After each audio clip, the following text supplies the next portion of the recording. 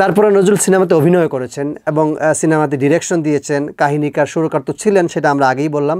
তার মানে সিনেমাতেও তার নানামুখী কাজ আছে। তো আজকের এই আলোচনায় আমরা যদি একদম শেষ বিষয়টায় আসি, সেটা হচ্ছে গিয়ে নজরুলের গান এবং নাটকে বাংলা সাহিত্যে এবং বাংলা নাট্য চলচ্চিত্র জায়গায় সেটা নিয়ে যদি আমরা আলোচনা করি, তাহলে দেখব যে নজরুলের কবিতার মতো, প্রবন্ধের মতো বা অন্যান্য সাহিত্য শাখার মতো খুব চমৎকারভাবে নাট্য এবং চলচ্চিত্র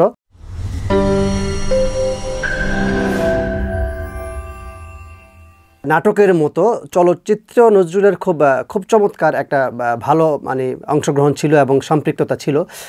আমরা একদম গোড়ার দিকে যদি আসি, যে বাংলা সবাক চলচ্চিত্র যখন শুরু হয় নির্বাকের পরপরই একেবারে 1930-31 খ্রিস্টাব্দের দিকে, ম্যাডান থিয়েটার্স 1930-31 খ্রিস্টাব্দের দিকে প্রথম সবাক বাংলা নির্মাণের উদ্যোগ নেন বাণিজ্যিকভাবে।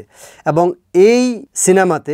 এই সিনেমার সুর ভাণ্ডার অর্থাৎ যতগুলো গান করা হয়েছে সেই গানগুলোর সুর দেওয়ার জন্য নজরুলকে নিযুক্ত করা হয়েছিল মডার্ন থিয়েটারের পক্ষ থেকে।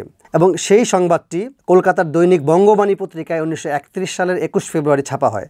সুর ভাণ্ডারী হিসেবে নজরুলের দায়িত্ব ছিল সবাক চিত্রে অংশগ্রহণকারী নটনটীদের কণ্ঠস্বর পরীক্ষা করা।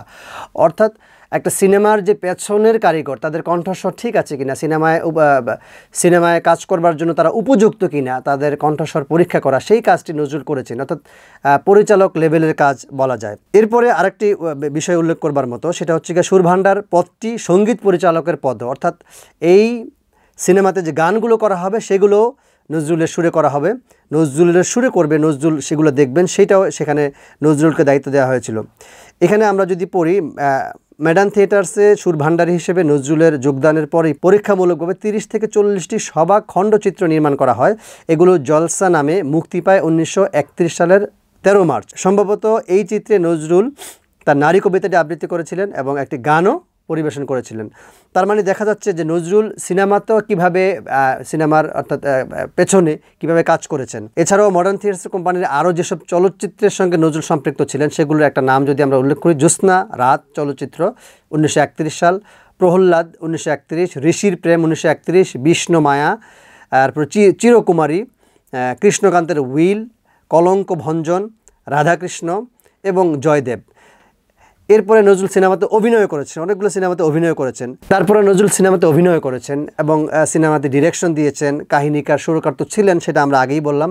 তার মানে সিনেমাতেও তার নানামুখী কাজ আছে।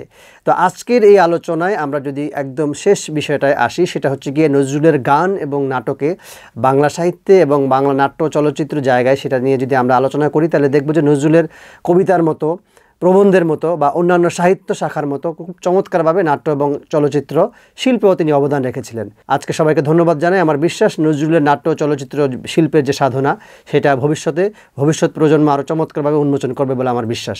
ধন্যবাদ সবাইকে।